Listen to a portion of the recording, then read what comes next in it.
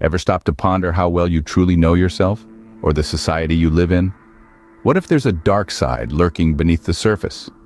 This, my friends, is what Carl Jung, one of the most influential thinkers of the 20th century, referred to as the shadow.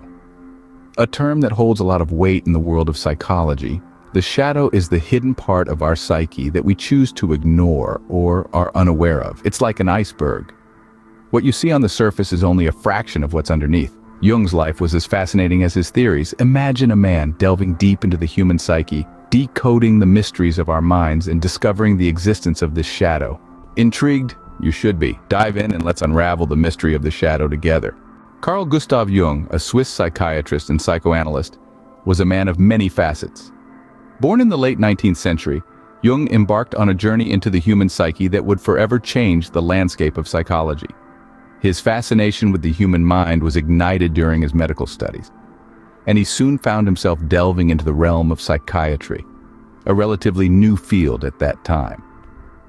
Jung's exploration of the human mind led him to cross paths with Sigmund Freud, the father of psychoanalysis. The two shared a deep mutual respect, and their initial collaborations were fruitful.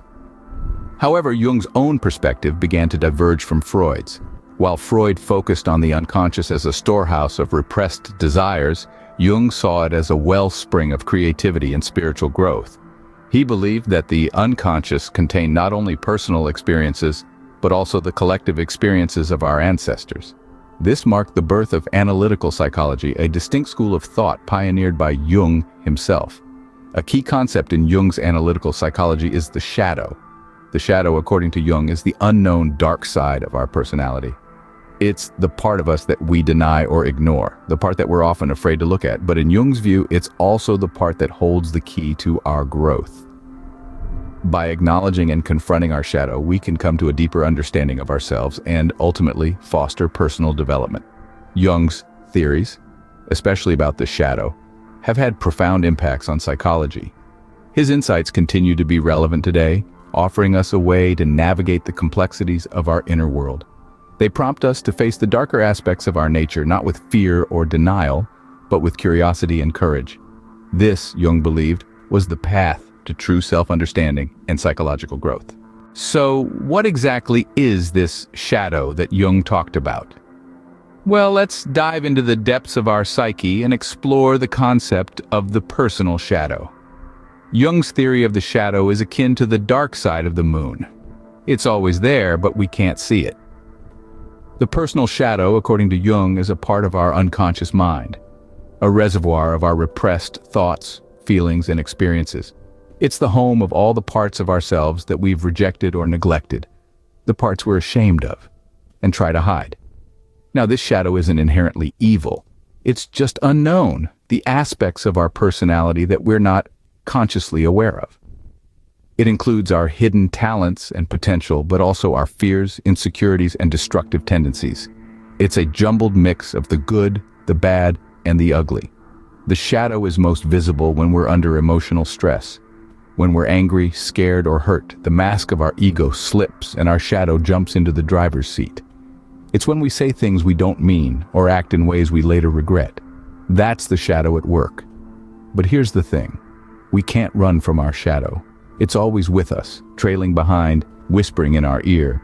And the more we ignore it, the more power it gains.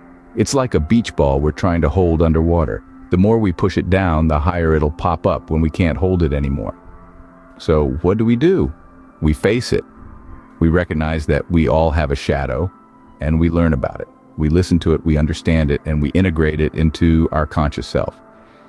It's not about destroying the shadow, but about acknowledging it. It's about shining a light on the dark side of our personality and turning the unknown into the known. This process isn't easy. It's downright terrifying at times, but it's essential for personal growth. It's how we become more self-aware, more compassionate, and more whole. Recognizing and facing our shadow is essential for personal growth. But the shadow isn't just personal. There's a bigger, more societal version of it. Let's dive a little deeper into the abyss that is the collective shadow. This shadow isn't confined to the individual. No, it looms larger, spreading its dark tendrils across society, across cultures. It's the collective unconscious, the shared darkness that we, as a society, prefer to ignore. It's the underbelly of our collective consciousness, the embodiment of societal taboos, prejudices, and injustices.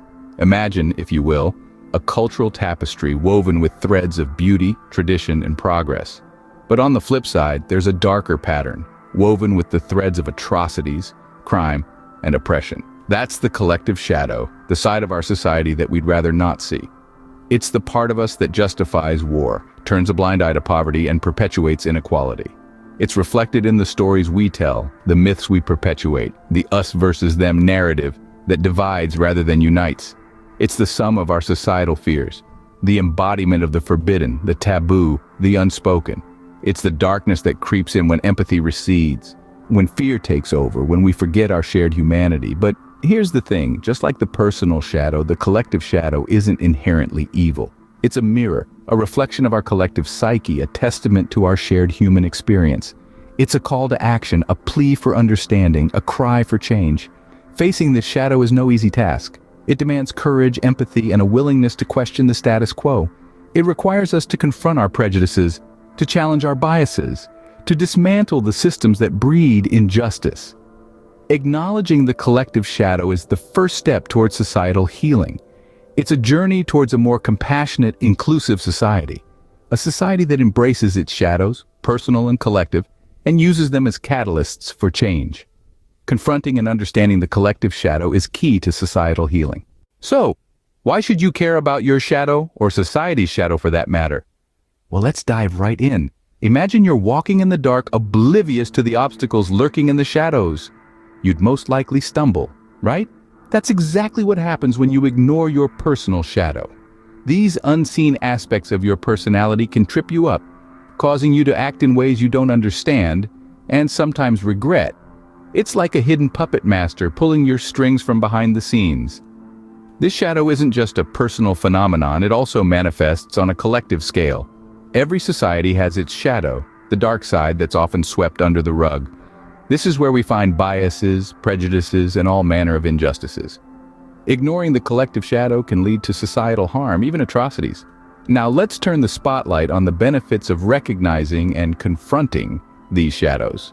When you're aware of your personal shadow, you gain insight into your behaviors, especially the ones that seem out of character. It's like finally seeing the puppet master and cutting the strings. You reclaim control of your actions and reactions, reducing chances of self-sabotage. On a broader scale, acknowledging the collective shadow helps us understand societal issues better. We can trace back the roots of various problems, identifying biases and prejudices that fuel them.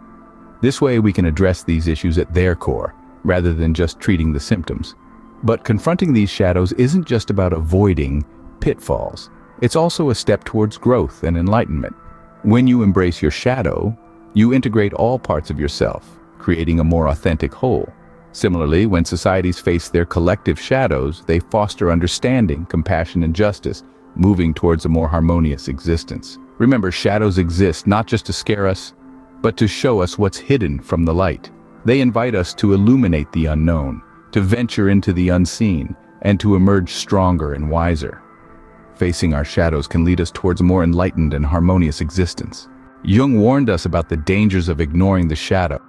He cautioned us about the quiet yet profound repercussions of turning a blind eye to the less desirable aspects of our personalities and societies. It's like an unattended wound, festering in the dark, growing with each day we choose to ignore it. But here's the thing, as ominous as this shadow may seem, it also holds the key to our redemption. Our personal shadow, with its unexplored territories, is a goldmine of untapped potential. And the collective shadow, though often associated with the darker facets of society, is a mirror reflecting the areas we need to mend. Recognizing these shadows is our first step towards healing. It's a journey, a challenging one, filled with moments of discomfort and revelation. Yet, with each stride we take into this unlit realm of our psyche, we find ourselves becoming more whole. As we learn to embrace and understand our shadows, we step closer to personal growth and societal healing. And that, my friends, is the power of the shadow.